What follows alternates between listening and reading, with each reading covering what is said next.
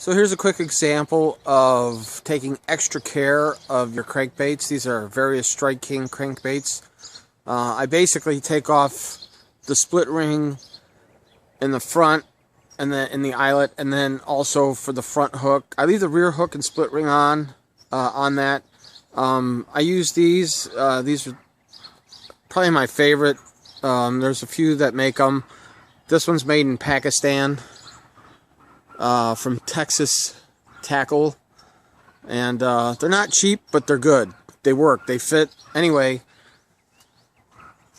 I use a old hanger, poke some holes in it, and then I can hang my crankbaits. And then once I do, I'll put a couple of coats, light coats. You don't want it dripping or oozing, kind of like a mist of this Rust-Oleum clear.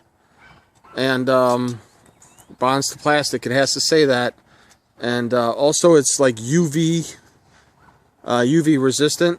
I don't know if you see that there. So anyway, that's just a good way to, I think.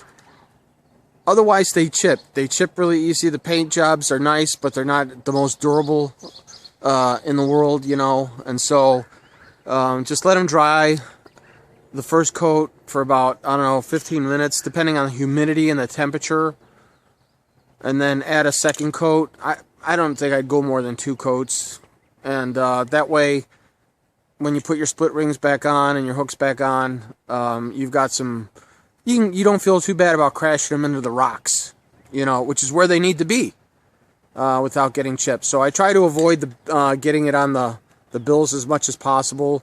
But I don't think it really matters that much. It might even help it a little bit.